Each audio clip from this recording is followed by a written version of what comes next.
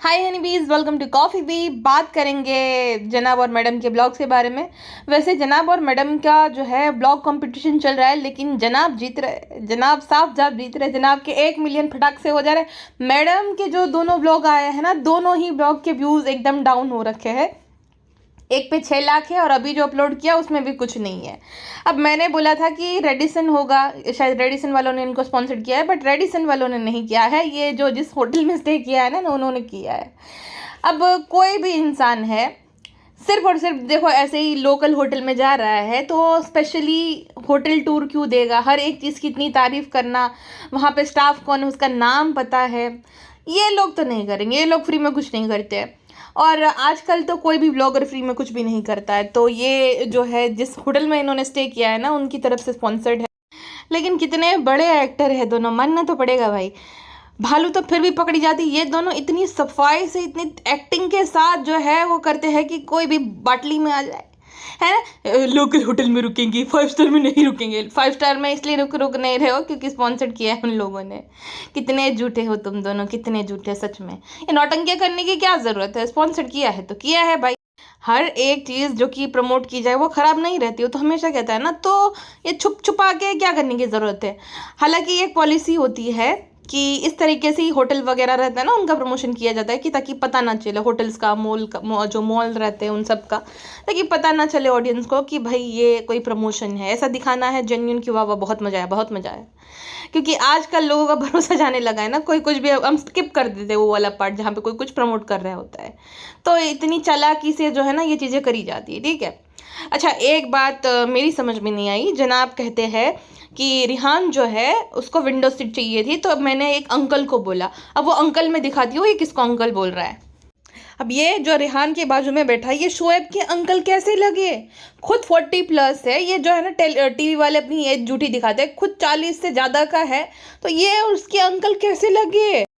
चलो मान लिया कि रिहान अंकल बोले तो समझ आ जाता है कि 16-17 साल का है और ये एज गैप ज़्यादा हो गया 46-47 का। जब तुम खुद ही 40 से ज़्यादा के हो तो 5-6 साल तुमसे जो बड़ा है वो तुम्हारा अंकल कैसे लगा? अजीब है भाई, भाई बहन का ऑब्सेशन।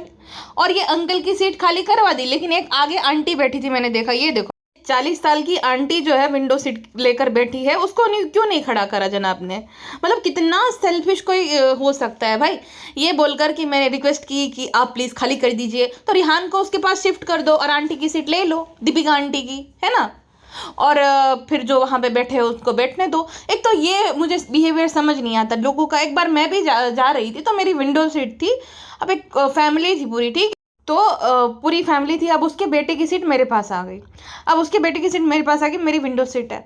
अब उसकी मॉम जो है उसकी भी विंडो सीट है, उसका फादर उसके पास बैठा है, मतलब उसकी मॉम और पापा एक सीट में बैठे, उसका बेटा मेरे पास। अब तो उसकी लड़के को ना विंडो सीट चाहिए, तो उसकी मम्मी को बोलते हैं आप यहाँ पे आ जाओ, मैं विंडो सीट ले लेता हूँ। तो कहते अरे उनको बोलो वो खाली कर देगी। मुझे बोलते आप प्लीज़ खाली कर दो, ये वाली सीट दे दो ना मेरे बेटे को। मैंने बोला है क्यों दूँ भाई? और मुझे फिर सुनाने लग रहे हैं, इनडायरेक्टली मुंह बना रहे, अरे भाई क्यों दूँ मैं अपनी सीट? एक 16-17 साल के लड़के के अंदर इतना जो है मैनर्स नहीं है कि भाई जो मिला है वहीं पे बैठ जाओ, है ना। किसी और की जो है सीट को मैं कैसे ले लूँ? अब हर किसी को, चाहे कोई बूढ़ा ही क्यों ना बैठा, उसको भी शौक हो सकता है भाई। उसने बुक करी, उसने पे किए है, और बहुत बार तो जो है विंडो सीट के लिए एक्स्ट्रा भी पे करना पड़ता है। तो वो कैसे तुम एक्सपेक्ट कर सकते हो? उसका बड़प्पन सही, लेकिन तुम बेशरम हो भाई जो वक्त पे नहीं जो बुक करते हो और बाकियों की सीट जो है लेने की ताड़ में रहते हो, फिराक में रहते हो। सेम जो है ये हरकत हुई थी मेरे साथ ट्रेन में भी। मैं तो नहीं देती भाई, जिसको जो सोचना है सोचे। मेरी मॉम भी एक बार मुझे बोला दे देना, क्या इतना वाइड आई कर रही है। मैंने नहीं दिए, नहीं देती मैं। क्यों दूँ भाई? मुझे भी पसंद है विंडो सीट। दूसरा ये कि ये बैड पेरेंटिंग का जो है एक निशानी है। आप अपने बेटे को या बेटी को ये नहीं सिखाते हो कि हम तुम्हारे माँ बाप है, दुनिया तो ऐसी ही है, दुनिया तुम्हारी सारी डिमांड्स पूरी नहीं करेगी। उसको सीखना पड़ेगा एडजस्टमेंट। जो मिला है वहीं पे एडजस्ट करो तुम, है ना। ये लाड़ प्यार दुनिया में थोड़ी चलते हैं कि नहीं नहीं। कितने सारे बच्चे तो इतना बदतमीज रहते हैं ना फ्लाइट में, पे पे पे पे खामा खा का खाएंगे, गिराएंगे और इतना शोर शराबा करेंगे। वो बच्चों की थोड़ी गलती, उसके माँ बाप की। माँ बाप को सिखाना चाहिए कि कैसे बिहेव करना है पब्लिक प्लेसेस पे, कैसे क्या करना है। जोर जोर से जो है ये अपने कार्टून्स देखेंगे आवाज़ लगा लगा कर। ये तो खैर बड़ों की भी जो है मैं देखती हूँ। बीएसटी की बस में जब मैं बैठती हूँ, कभी थोड़ा मुझे जाना रहता है 2-3 स्टेशन ही, मतलब अंधेरी या तो उससे आगे तक मुझे जाना था, तो मैं फिर बस से चली जाती हूँ, ट्रेन नहीं लेती हूँ, कौन जाए। और ट्रेन में तो भाई भरी हुई रहती है हमारे इधर से तो पूरी ट्रेन। तो उसमें भी ये मैं देखती हूँ कि बिना हेडफोन्स लगाए लोग जो है ज़ोर ज़ोर से म्यूज़िक सुनते हैं। ये बैड पेरेंटिंग का नतीजा है। तो मैं ये कह रही थी कि अपनी सीट ना नहीं देनी चाहिए। ये कोई आपका रूड बिहेवियर नहीं है, इस चीज़ के लिए आपने पे किया था, आपके शौक को। बहुत सारे लोग तो इंट्रोवर्ट होते हैं बेचारे, जो दे देते हैं। बहुत सारे लोग मेरे जैसे होते हैं अब, जिनको लोग रूड कहते हैं। रूड नहीं भाई, ये उनकी गलती है, उसके पेरेंट्स की, कि उनको सिखाया नहीं, अच्छी पेरेंटिंग नहीं की। दुनिया से एक्सपेक्टेशन उनकी कुछ ज़्यादा है। अब दुनिया वाले तो ऐसे ही होते हैं भाई। अब बाकियों के बच्चों के टेंट्रम्स दुनिया वाले थोड़ी झेड़ लेंगे, खुद को खुद का बच्चा संभालना है। हाँ। और या तो कोई बहुत ज़्यादा वो कर रहा है ना, बहुत मतलब सारे टेंट्रम्स अपने बच्चे को उठाते हैं, नखरे, इतना ही ज़्यादा बच्चों के लाड और टेंट्रम्स इंपॉर्टेंट है ना, तो आपको बोलना चाहिए। मैं एक आइडिया देती हूँ कि देखो, अगर आप सीट एक्सचेंज करने के लिए मान जाते हो तो उनको बोलना चाहिए कि भाई दे दो फिर ये पैसा, जो ये विंडो सीट का है, मुझे टिकट का पूरा पैसा दे दो। फिर देखना, अगर इतना ज़्यादा प्यार होगा तो दे देंगे, नहीं है तो फिर समझ जाओ कि प्यार नहीं है, वो सिर्फ और सिर्फ उसको पता है कि बच्चे का नाम ले लिया तो सीट तो मिल ही जाएगी। ये टेक्निक आजमाना, नहीं देंगे सीधा पैसा मांगो भाई कि दे दो ये पैसा विंडो सीट का, मैं चेंज कर लेती हूँ। विंडो टू विंडो एक्सचेंज करना है तो समझ आता है कि चलो कोई हस्बैंड वाइफ है या तो कोई फैमिली है और उसको चाहिए कि भाई आप आगे चले जाओ ताकि वो पूरा परिवार बैठ पाए, तो वहाँ तक ठीक है। बट ये एक्सपेक्टेशन रखना कि उनके बेटे को या बेटी को विंडो सीट दे दो, ना ना ना ना ना। अपने बच्चों के जो है ना, ये टेंट्रम्स तुम ही उठाओ भाई, हमको नहीं उठाने हैं। और या तो बहुत वो अगर है ना, बोलो कि जाओ पायलट के पास बैठ जाओ, वहाँ पे भी अच्छा व्यू दिखता है, वो वाली विंडो सीट ले लो, वहाँ से तो बहुत बढ़िया व्यू दिखेगा।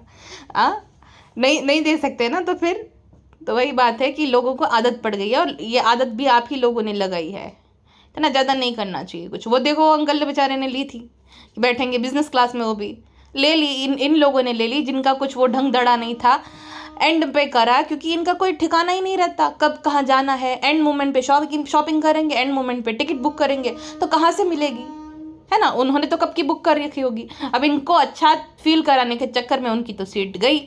उनका तो बड़प्पन है, लेकिन वो आंटी जी बुढ़िया भी तो कितनी बार बैठी है विंडो सीट पे, उसको क्या जरूरत थी। दीपो आंटी की बात कर रही हूँ मैं।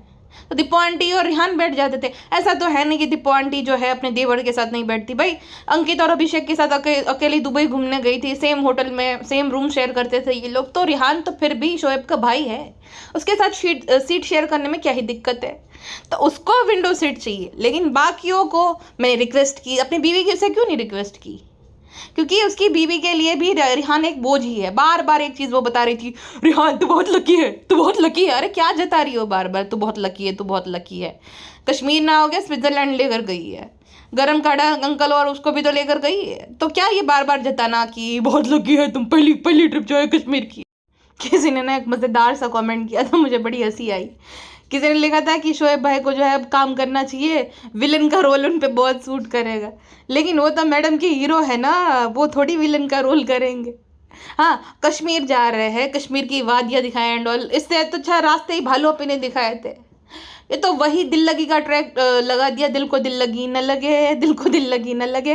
वो जो उनके कैब ड्राइवर है वो कुछ समझा रहे थे कि ये डल लेक है, तो वहाँ पे भी ट्रैक लगा दिया। भाई उसकी बात तो सुनो, माइक ही लगा लो एटलीस्ट। ना आवाज़ क्लियर आ रही है, ना विजुअल्स अच्छे दिख रहे हैं, ना वीडियो में कुछ क्वालिटी अच्छी है वीडियो की।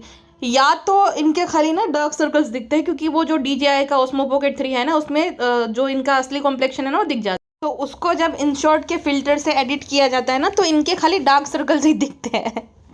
मक्की मैडम का मैंने देखा, ये देखो इसके होंठ देखो और आंख के नीचे का जो देखो कालापन देखो, ऊपर भी देखो पूरा जो है पिगमेंटेशन के चलते ऐसा हो गया।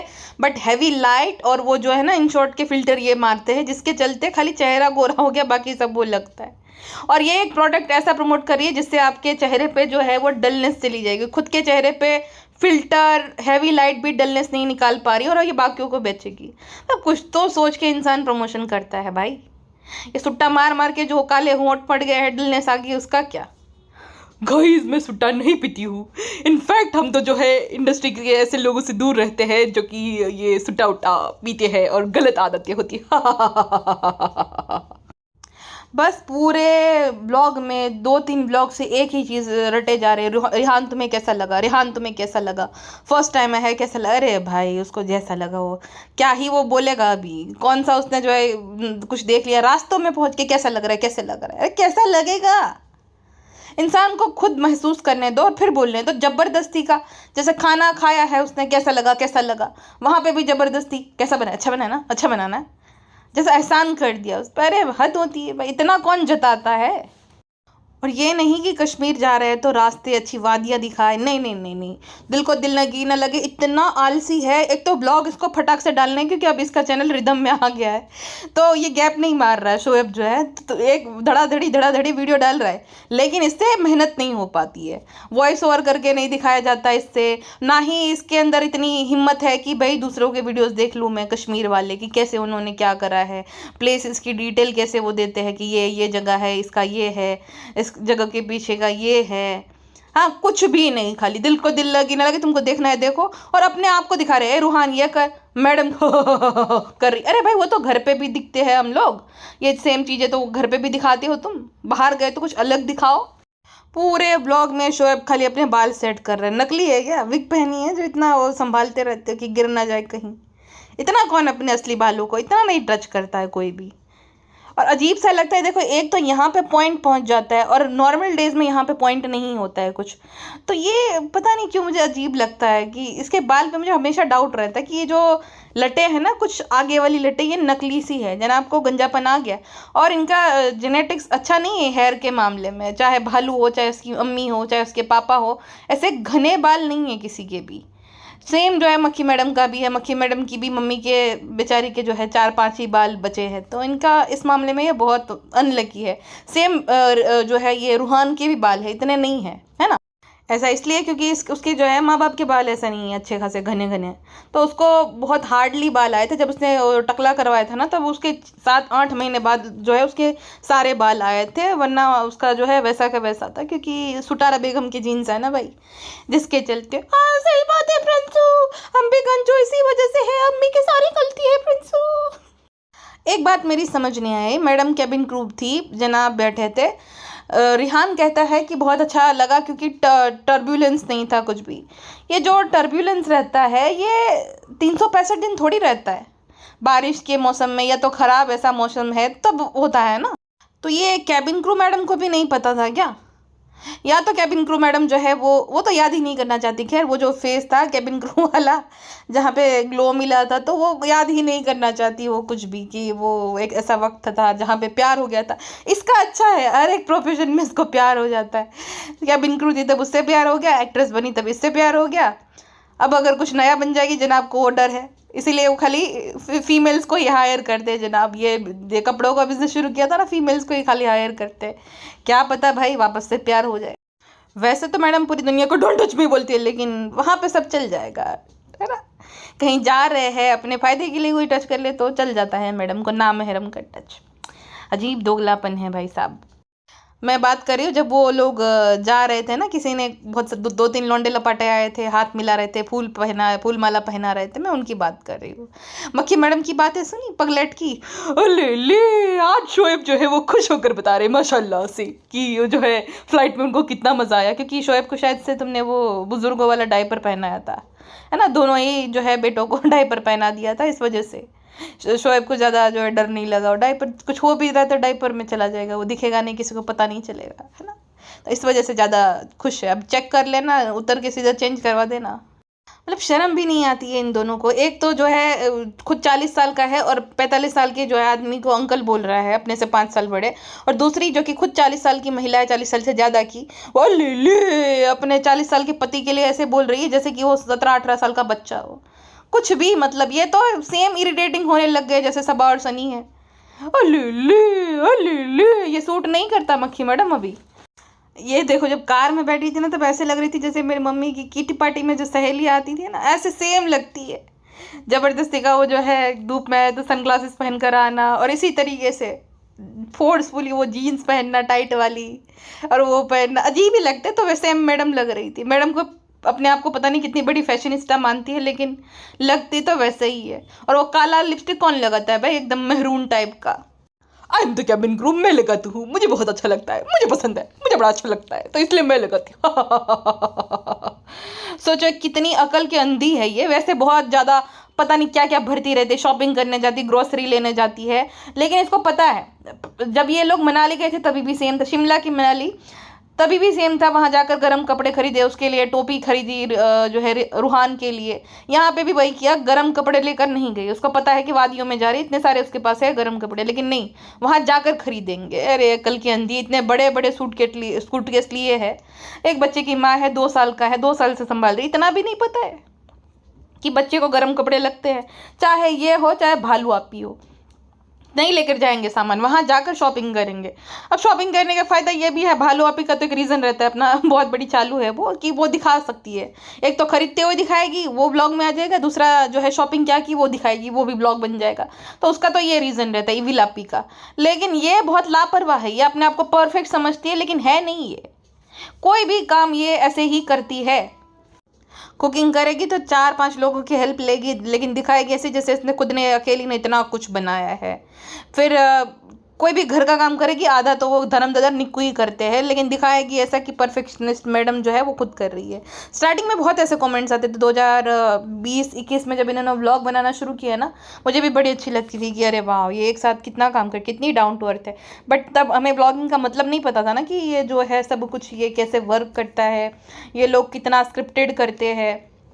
जैसे कि सौरव जोशी इस टाइम पे इंडिया के मतलब रिचेस्ट यूट्यूबर में से एक है, बट ऐसे बिहेव करता है अभी भी जैसे कि मिडिल क्लास है ना, स्टील की थाली में खाना एंड ऑल, तक ये रिलेवेंसी बनी रहे। तो इनका ये था, इनकी तो मैनेजर भी थी। अब देखो नॉर्मल मैं या आप अगर हम ब्लॉगिंग शुरू करें ना, तो हमें इतनी समझ ही नहीं है पहली बात तो कि कैसे वर्क करता है, क्या करता है। इन लोगों की तो पूरी टीम होती है कि उनको समझाती है कि भाई ये वर्क करेगा, ऐसे तुम रिलेट कर पाओगे लोगों से, ये करना है तुमको, ऐसे ऐसे अपनी छवि बनानी है। तो इनको तो पता था, तो इन्होंने क्या करा, परफेक्ट फैमिली वाली इमेज बनाई। और भालू आपी को शायद से भारती नहीं समझाया होगा, तुम हिजाबी बन जाओ ताकि मुस्लिम ऑडियंस को जो है ना तुम अट्रैक्ट कर पाओ, और ऐसा ही किया। इन मैडम का ये था इक्का तुरुक्का कि वो कन्वर्ट हुई थी 2 तरीके की ऑडियंस मिली। एक जो कि इससे बहुत नफरत करती है क्योंकि इसके दोगलेपन की वजह से, वो जो घंटिया वाला सीन था अजान और आरती वाला। दूसरी ऑडियंस वो इंडिया, पाकिस्तान और बांग्लादेश की, जिनको ये देखना है कि एक हिंदू लड़की कन्वर्ट होकर कैसे इस्लाम में आई और कैसे वो फॉलो करती है सब। अब इसने जो है शुरू में तो मुझे भी याद है कि ये सब कुछ मनाते थे, होली भी खेलते थे, जनाब तिलक लगा के चालू भी खेलती थी। शुरू में इतना ओवर नहीं करती थी जितना अब कर रही है ना, दुपट्टा ओढ़ के। अब देखो कश्मीर गई, वहां पे भी दुपट्टा ओढ़ रही। अरे मक्खी मैडम, ये तुम्हारा पति भी नहीं करता, तुम्हारी सास भी नहीं ओढ़ती, खाना बनाते टाइम शर्मीली दुपट्टा ओढ़ती ही नहीं है, और ये मुसलमानों से भी ज्यादा मुसलमान। ढोंग है ये सारा, ये कोई दिल से कुछ नहीं कर रही है, 4-5 वर्ड बोलते ना वही आता है इसको, बाकी कुछ नहीं है इसको। यस गाइस, यस मैं तो बहुत ज़्यादा मुस्लिम हूँ, माशाल्लाह सुभान अल्लाह अल्हम्दुलिल्लाह, हम कश्मीर पहुँच गए। खूब मुझे अच्छा लगा, जो चिकन पुलाव था ना मुझे बहुत अच्छा लगा, क्या जायका था, क्या लज्जत थी, क्या लजीज था वो। और भी टफ उर्दू वर्ड बोल देती हूँ ताकि आप लोगों की लगे कि मैं कितनी बड़ी मुसलमान हूँ। अच्छा, ये जब पुलाव खा कर आया ना, तो जो बच्चा है ना बड़बड़ा रहा था, ब्र ब्र कर रहा था। एक तो हर एक चीज़ को मम और मम्मा कहते हैं, दूसरा ये ना नन्ना नन्ना कर रहा था, नानी की याद आ रही थी, और दद्दा दद्दा यानी कि धर्म दादा, दद्दा दद्दा दद्दा जनाब मैडम के सामने देख मैडम कुछ नहीं बोल रही, तो उसमें शर्माने वाली क्या बात है। अगर धर्म दादा का नाम ले रहे तो मैडम शर्माने की क्या बात। अब जिसके साथ बच्चा ज़्यादा टाइम स्पेंड करेगा उसी का नाम लेगा, तो धर्म दादा और नानी के साथ ज़्यादा टाइम स्पेंड करता है तो उनका नाम ले रहा था, नन्ना नन्ना दद्दा दद्दा दद्दा। अम्मी और अब्बू को तो भूल ही गया, जो दादा दादी है उसको याद भी नहीं कर रहा था, वो रटा देता है ना तुरंत, और जैसे बोलेगा तुरंत कैमरा ऑन ही होता है, रिकॉर्ड कर लिया कि देखो ये ऐसे ऐसे बोलता है। धर्म दादा का नाम लिया, उसमें एम्बेरस फील करने वाली क्या बात हो गई भला। ये देखो वसूली भाई आ गया। ऐसा लग रहा है वो जो टैक्सी यूनियन की ना लीडर हो ये, और जो जबरदस्ती पैसेंजर भर लेता है ना गुंडागर्दी करके, वैसी लग रही है पूरी गुंडी। लेकिन पता नहीं मुझे ये प्रेग्नेंट क्यों लग रही है, इसका पेट बड़ा लग रहा है, और ये दुपट्टे से कवर करती रहती। जब ये मॉल में भी गई थी वहां पे भी इसने दुपट्टे से सब कवर कर रखा था, तो मुझे लग रहा है ये प्रेग्नेंट है शायद से। और बेबी मून पे गए हैं इसके भाई भाभी, और उधर भालू आपी देखो 3 BHK में जलन के मारे सड़ रही होगी अभी। फ्रेंड्स हमें भी कुछ भी जाना है, हमें भी जाना है। और क्या दिन आ गए सोचो टपोरन के, कोई नहीं पूछ रहा था कश्मीर में, सब लोग शोएब के साथ फोटो खिंचवा रहे थे और इसको इग्नोर कर रहे थे। ये पागलों की तरह जो है बैठ के खाना खा रही थी दुपट्टा ओढ़ के। अरे मक्खी मैडम क्या दिन आ गए हैं। व्यूज़ भी इसके डाउन है, एक वक्त पे इसके व्यूज़ सबसे ज़्यादा थे दोनों भाई बहन से, अब दोनों भाई बहन के व्यूज़ आ रहे हैं, इसके व्यूज़ गए एकदम। 6 लाख से गाड़ी ऊपर ही नहीं जा पा रही है। और ये तीसरा ब्लॉग है जिसकी जो कि 1 मिलियन पार हो ही नहीं रहा। वो ये डिज़र्व करती है, फेक लेडी तो डिज़र्व ही करती है। गेट लॉस्ट, नहीं चाहिए तुम्हारी सिंपैथी।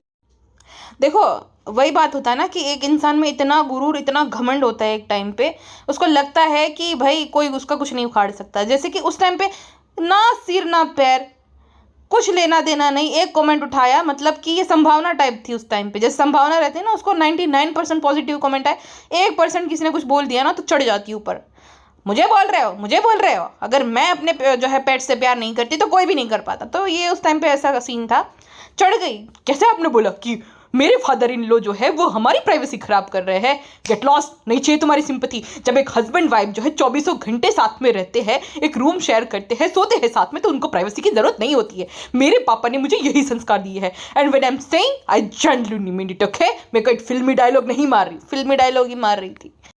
इसीलिए तो जब मोदाहा मंडली आती है, वो सारे लोग वो जो है प्लेटफॉर्म पे, जो रेलवे स्टेशन के प्लेटफॉर्म पे जो बेसहारा लोग या तो जिनका कोई घर नहीं रहता, वैसे लोग बेचारे जो लेटे रहते हैं ना, वैसे लेटते हैं, आड़ोटते हैं, मैं तो ये कहूँगी। कैसे भाई, दुनिया भर का इंसान के पास जब पैसा है तो सोफ़ा कम बेड इंसान ले लेता है। जगह का इशू है तो चलो भाई कि सोफ़ा कम बेड, ताकि सब ऊपर सो जाए। ऐसे सोफ़े लेते हैं जो किसी काम के नहीं थे, एक तो अगली, ऊपर से वो किसी काम के नहीं है, राइट। तो ऐसा तुम कर लो, नहीं ऐसा नहीं, नीचे सब सोएंगे ताकि उनको भी याद आए कि भाई हाँ वो गरीब है, उनके लेवल के नहीं है। लेवल वाला भी इतना ही इक्वली जो है जनाब ने बोला था वो भी गलत था कि ये है हमारा लेवल। कभी भी तकब्बुर नहीं होना चाहिए, ये वर्ड मैं जनाब से ही सीखा है। तकब्बुर यानी कि जो अपने आप को सबसे सुपीरियर समझना, राइट, यही मतलब होता है। तो वो नहीं होना चाहिए, घमंड नहीं होना चाहिए कि मैं सबसे सर्वश्रेष्ठ हूँ। ये घमंड एक ना एक दिन टूटता ज़रूर है सबका ही। मक्खी मैडम का हाल देखो, कोई उसका ब्लॉग नहीं देखता है। एक तो एकदम मतलब जितने इनके सब्सक्राइबर है उस हिसाब से तो अच्छे व्यूज़ आने चाहिए, तो नहीं आ रहे हैं। दूसरा कि मक्खी मैडम की खुद की हालत देखो, ये देखो, अगर इसने नाक में वो जो है ना पहना नहीं होता ना नोज पिन, तो कोई पहचानता ही नहीं। सबको एक नज़र में तो ऐसा लगता है कि सुटारा बेगम है। सुटारा बेगम 2.0 ही बन गई है मक्खी मैडम, तो ऐसा हाल हो गया है। सोचो क्या घमंड था, शुरू शुरू में कितना एकदम परफेक्ट थी, पैसा नहीं था लेकिन वो जो सुकून शांति रहता है ना वो सच में था इसकी ज़िंदगी में। ब्लॉगिंग शुरू की, पैसा भर भर के आ गया, लेकिन वो जनाब बार बार एक ही चीज़ दोहरा रहे थे, ये होटल का व्यू बहुत अच्छा है गाइस, ये होटल का जो है कश्मीर वाला पूरा फील है। अरे नाम ले रहा है बार बार, सब पता चल रहा है जनाब, आपको उसी ने स्पॉन्सर्ड किया है। अब उसके बाद देखना जो दूसरे होटल में जाएगा ना, अगर जाएंगे श्रीनगर तो अभी है, अभी क्या कौन सा जगह है वहाँ पे, गुलमर्ग ऐसा कुछ है ना, तो वहाँ पे जाएंगे ना तो वो स्पॉन्सर्ड नहीं होगा ना, तो उस होटल की डिटेल में नहीं ये लोग दिखाएंगे। ये वाला है तो इस वजह से दिखा रहे दोनों ही पति पत्नी। मैडम ने तो पूरा जो है ये होटल टूर दे दिया। किसको बेवकूफ़ समझते हैं पता नहीं ये लोग। ये कमेंट मैंने पढ़ा, मुझे इतनी हंसी आई। बर्री बात है आज अच्छी बात बोल रही है, वरना जहर उगलती रहती है। मतलब मैंने वो पॉडकास्ट अपलोड करी थी ना, जनाब की तारीफ करी थी, तो उसमें ये कमेंट आया है। देखो जहर उगलना नहीं होता है, वो ठीक है, उसका जो व्लॉग आया तो उस पर रिएक्ट करना होता है। वो जहर वहर कुछ नहीं, कोई किसी का यहाँ पे दुश्मन नहीं है, ना वो मेरे दुश्मन, ना मैं उनकी दुश्मन, ना हम में से कोई किसी का दुश्मन है। हर किसी का ये पता है सीन क्या है कि हर इंसान के अलग अलग व्यू पॉइंट रहते हैं, राइट। तो वो वाला सीन है, बाकी ऐसा कुछ जहर वहर का क्या ही है। हाँ थोड़ा बहुत क्रिटिसाइज़ कर लेते हैं, लेकिन ऐसा कुछ नहीं है कि किसी के, देखो कोई भी किसी के लिए पर्सनली कुछ बुरा नहीं चाहता। तो हम चाहे मैं हूँ चाहे कोई भी क्रिएटर है, उनका ड्यूटी है video banana, supply and demand वाला काम है भाई। ऑडियंस का काम है कि भाई उन्होंने देखा, उन्होंने करा, फिर वो भूल गए। उनकी पर्सनल लाइफ, हर किसी की पर्सनल लाइफ होती है ना। अब मेरे पॉडकास्ट देखो, कोई बर्तन धोते हुए सुन रहे हैं, कोई क्या करते हुए सुन रहा है, तो पर्सनल लाइफ है ना उनकी। वो थोड़े ना 24 घंटे इन्हीं लोगों के बारे में, अरे इनका ये हो जाए, नहीं। व्लॉग आया देखा, फिर किसी की पॉडकास्ट सुन ली, दैट्स इट। वहाँ तक कोई भी किसी को पर्सनली हेट नहीं करता है, क्योंकि हम तो उनको पर्सनली जानते ही नहीं है। जो ये यहाँ पे वो अपलोड करते हैं उस पर हमने अपना राय रख दिया, दैट्स इट। तो इसमें कोई जहर वहर की बात है ही नहीं।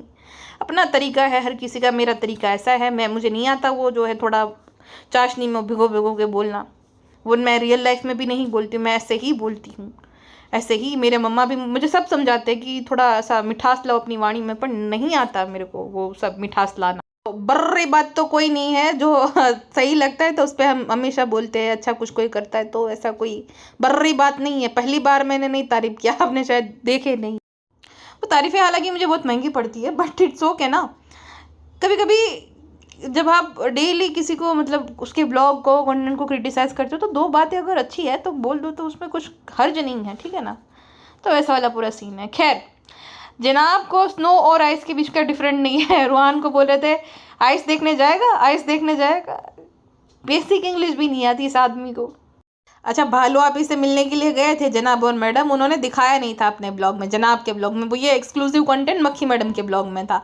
भालू आपी देखो कितनी सिंसियर बन जाती जनाब और मैडम के अराउंड। हाँ हम गए थे कश्मीर, आप ही जा रहे हो भाई भाभी, आप ही जा रहे हो, वरना एकदम नौटंकिया करती रहती है। और मक्खी मैडम ने एक चीज़ क्लियर कर दी कि वो जो जनाब वाला शो है जो दिख रहा था ना कि जनाब मेरे हम सफ़र देखते, मैंने बोला था ना कि वो मेरे हम सफ़र के 26 एपिसोड दिखे गए हैं। तो मैडम ने शायद से लॉगिन कर रखा है जनाब का अकाउंट, या तो वो फ़ोन ही मैडम का था जो इसमें जनाब दिखा रहे थे कि ऐसे ऐसे आपको करना है। मैडम देखती है मेरे हम सफ़र। शोएब ने बहुत प्यार दिया है। मम्मा मक्खी को भी जो है उसने 2 शो डाउनलोड करके दिए, एक तो वो जो कभी मैं कभी तुम, और दूसरा कोई और। अच्छा, मामा मक्खी को इंग्लिश बोलना आता है, उसको वो पढ़ी लिखी है, तो उनको ये बेसिक चीज़ें नहीं पता क्या। वाईफाई तो होगा ही ना दोनों के घर पे, तो वो देख नहीं सकती ऑनलाइन। आईफोन है उनके पास, आईफोन यूज़ करना आता है, सब कुछ आता है, तो ये शो देखने नहीं आते हैं कि कैसे देखा जाए, डाउनलोड करके देना पड़ रहा है वो रिलेटेबिलिटी के चक्कर में। कि ये देखो देसी मोम जो रहती है जिनको सब कुछ दिखाना करके देना पड़ता है, वैसा। मक्खी मैडम कल को ये भी अपनी जो है गरीबी की कहानी ना सुनाने लग जाए कि मैंने बहुत स्ट्रगल किया है, लेस नहीं मिलते थे, मैं जो है दूसरों पड़ोसियों के घर में जो कपड़े सूखते थे वो कैंची लेकर जाती थी, लेस काट के लिए आती थी और अपने दुपट्टे पे लगाती थी, तो मेरे बहुत ज़्यादा जो है गरीबी दिखी है। अभी जितने मक्खी मैडम के व्यूज़ डाउन हुए ना, सबसे ज़्यादा हैप्पीएस्ट पर्सन होगा भालू आपी। ले ले, बहुत बहुत बहुत उड़ रही थी ना, ले ले, तेरे कश्मीर व्लॉग जो है फ्लॉप हो गए। मैं घर पे बैठ के मिलियंस में व्यूज आ रहे हैं, खाली पिज्जा और जो है पेटी खालों को एक्सप्लोर कर करके। सेलिब्रिटी है हम, मीरा रोड की नंबर 1 सेलिब्रिटी। नंबर 1 सेलिब्रिटी से याद है, अभी 2 मिनट पहले मुझे मैसेज आया अपने एक सब्सक्राइबर का, उन्होंने मुझे कोई वीडियो भेजा है। भालू आपी जो है 4थे नंबर की रिच यूट्यूबर है, यूट्यूबर, फीमेल यूट्यूबर मतलब। हो सकती है, नहीं हो सकती है। देखो पहले और दूसरे नंबर पे तो वो आ जाती है ये कुशा और प्राजक्ता के व्यू जितने भी है उसकी ब्रांड वैल्यू बहुत तगड़ी है, तो वो हो गई, ठीक है, वो दोनों हो गई। सबसे अमीर में तो वो हो गई। नीतू भारती ये सब भी तो है। भालू आपी टॉप 10 में हो सकती है, but I don't think so कि 4th रिचेस्ट यूट्यूबर वो हो सकती है भालू आपी। हालांकि जितना वो डिज़र्व नहीं करती उतना तो कमा लेती है, but I don't think so कि वो 4th नंबर की जो है सबसे ज़्यादा अर्न करने वाली क्रिएटर है। ना इतना नहीं। मैडम जो है मक्खी मैडम की ब्रांड वैल्यू भालू से ज़्यादा है। अगर वो डेली ब्लॉग, भालू जितने ब्लॉग डालती है ना, जितना कंटिन्यूसली, अगर उतना डाले और उसके व्यूज़ भी ना आए, 5 लाख भी आए, तो वो जो प्रोडक्ट प्रमोट करेगी ना उसको भालू से बहुत ज़्यादा पैसा उसको दिया जाता है, क्योंकि उसकी ब्रांड वैल्यू तगड़ी है। सेम प्राजक्ता के अगर हज़ारों में व्यूज़ आए, मतलब 50-60 हज़ार भी आए, तो वो प्रोडक्ट जो प्रमोट करेगी वो उतना ही पैसा लेगी। उसके व्यूज़ नहीं मैटर करते कितने आ रहे कितने नहीं। भालू आपी के जैसे लोग क्या है, उसकी लुल ऑडियंस है पूरी एकदम, उनको कुछ आता नहीं है ज़्यादा कि वो क्लिक्स करना कुछ नहीं। एक बार उसने ना एक वीडियो शेयर किया था मुझे तभी से पता चल गया इसकी ऑडियंस को कितनी अकल है। एक ऐसे इंसान की वीडियो जो कि उसके जो हेटर्स है उस पर वीडियो बनाता है, उसके व्यूज़ कितने थे 500-600, और उसके फॉलोअर्स कितने भालू आपी के 2 मिलियन समथिंग। 2 मिलियन में से किसी को क्लिक करना नहीं आया कि क्लिक करके कैसे वीडियो दिखा जाता है लिंक से, राइट। तो उतना ज़्यादा जो है समझदार और एकदम लेवल IQ तगड़े वाली उसकी ऑडियंस। अब देखो मैं ये नहीं बोल रही कि जो है ये कम कमा रही, बिल्कुल नहीं, ये इसकी जितनी औकात है उससे तो लाखों गुना ज़्यादा कमा रही है। बट जो बाकी यूट्यूबर्स होते हैं ना वो बहुत कमाते हैं, मतलब करोड़ों में कमाते हैं महीने का, तो वैसे वाला सीन है आज के टाइम पे। तो प्रोडक्ट प्रमोट कर करके तन्मय भट्ट अच्छा खासा अर्न करता है। सौरव, ट्रिगर्ड एंड पूरी अरे ट्रिगर्ड की माँ को तो मैं भूल ही गई। वो डिम्पल आंटी, उसकी बेटी, वो भी मुझे लगता है 3rd 4th रैंक पे तो वो आना चाहिए। अच्छा खासा वो कमा लेते हैं। भालू आपी टॉप 10 में होगी, बट 4th मुझे नहीं लगता है कि इतना कमाती तो है, बट 4th नंबर पे 4th पोजीशन पे उतना नहीं कमाती हो। फ्रेंड्स थैंक यू, हम उतना नहीं कमाते हैं, मैं घबराहट हो गई। सीए साहब हमें कॉल कर रहे थे कि इतनी ज़्यादा जो है डिटेल किसने दी। फ्रेंड्स हम इतना नहीं कमाते हैं। फ्रेंड्स आप सभी लोग जो है हमें बहुत सपोर्ट प्रोवाइड करते हैं, उसके लिए शुक्रिया। आप जो है लैंप लेके खड़े थे जब हमें ज़रूरत थी, ऐसी हमने स्टारी लगाई है, तो थैंक यू। फ्रेंड्स हमारी घबराहट सारी गायब हो गई जब हमने देखा कि जो है राइवल लोगों के, यानी कि हमारी भाभी हमारी राइवल है सबसे बड़ी, उसके व्यूज़ डाउन हो गए हैं। बड़ी ही ज़्यादा खुशी हो रही है फ्रेंड्स। ओके टाटू, क्राविंग हो रही है, अम्मी पुलाव बना, भूख लगी, बहुत भूख लगी, बहुत भूख लगी, पूरा पतीला खा जाऊंगी। टाटू फ्रेंड्स। फिलहाल के लिए बस इतना ही, मिलते हैं नेक्स्ट पॉडकास्ट में। अपना ध्यान रखेगा, bye bye. And when I am saying अपना ध्यान रखेगा, I genuinely mean it, okay? I genuinely mean it, okay?